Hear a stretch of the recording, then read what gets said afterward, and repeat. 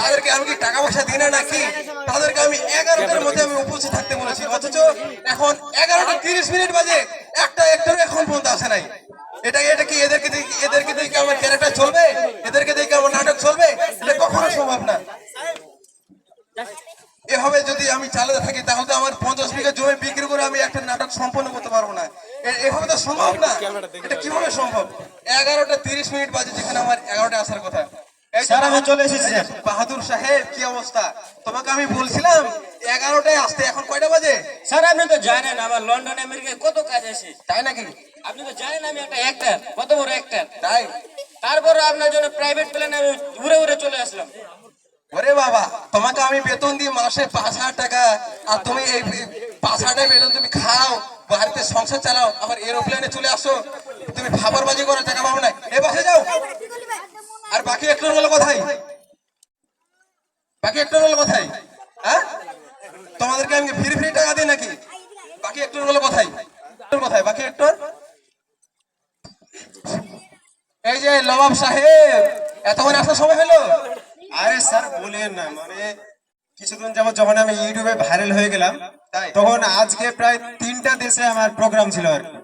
তো মানে লন্ডনে গেছিলাম সাইকেল নিয়ে, তো ওখানে জ্যামে পড়ে গেছিলাম। তো সাইকেল নিয়ে ওখানে শুটিং শেষ করার পরে চলে আসলাম আমি আমেরিকায়। ওখানে আবার মোটর সাইকেল নিয়ে পানি পথে চলে আসলাম যে তাড়াতাড়ি আসতে পারি। তো আপনি যখন মানে ডাক দিলেন তখন কি করবো ভেবে পাই না। তো আমেরিকা থেকে আমি উড়োজাহাজ ভাড়া করলাম আর কি 10 টাকা দিয়ে। তো উড়োজাহাজ দিয়ে আসার সময় মানে আকাশে ট্রাফিক জ্যাম লেগে গেছিল। তো জাহাজটা খাড়া করার পরে আমি জ্যামটা আর কি কোনো রকম ফাঁকা করে তাড়াতাড়ি চলে আসছি, এই জন্য আমি দুঃখিত। কানাকে তুমি হাইকোর্ট দেখাচ্ছ না? কানাকে হাইকোর্ট দেখাচ্ছ? স্যার আমার ভুল হয়ে গেছে। বসে যাও। আর বাকি একটা হলো কোথায়?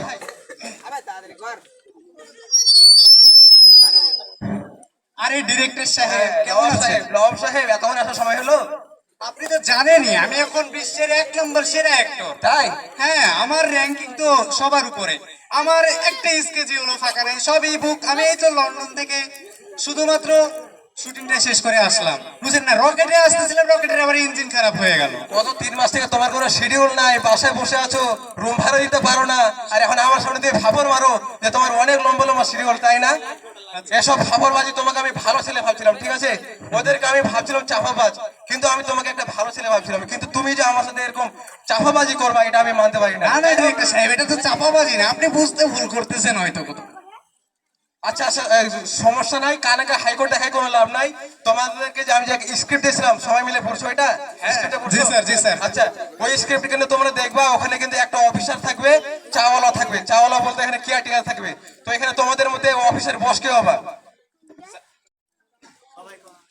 আমি স্যার বস টস হবে না, আমি স্যার আমি বস টস, আমি নায়ক হবো, নায়ক। তুমি যেহেতু এখানে একটা মধ্যম বয়স্ক, ঠিক আছে, তুমি তুমি থাকো।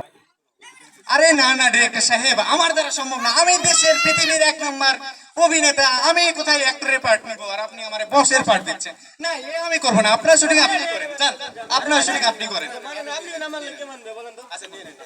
তাহলে বাবাজান, তোমাকে আমি তাহলে অফিসের বসের পার্টটা দিলাম, ঠিক আছে? আর তোমার একটা ছেলের পার্ট দিই, কেমন হয়? কেমন হয়? তুমি তাহলে আমার ছেলের পার্ট নাও। আর আমি কেন ছেলের পাঠ হতে যাবো? আমি একটা ইয়াং ছেলে, আমি তো নায়ক হবো। আপনি কি মনে করেন আমি জানো জানো সুপারস্টার নাকি? চুপ করো তুমি। তুমি হচ্ছে অ্যাক্টর, ডাইরেক্টর যা বলো তোমাকে তাই মানতে হবে। এর বাইরে তুমি একটা কথা বলতে পারবে না, ঠিক আছে?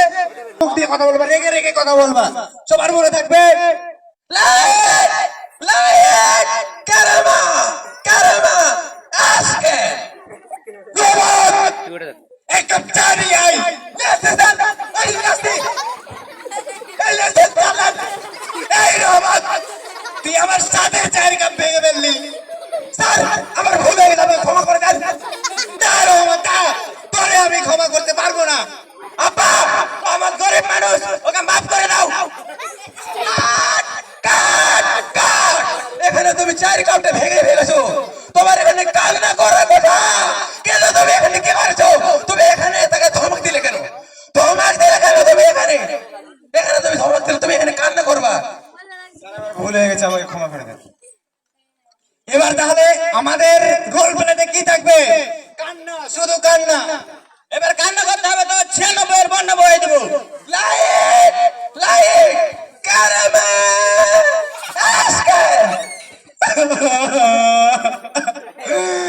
রহমত রহমত এক কাপ চা নিয়ে আয়। স্যার আপনি চা খাবেন নিয়ে আসছি স্যার এই চা নেন। রহমত রহমত তুই আমার চায়ের কাপ ভেঙে ফেললি রহমত। স্যার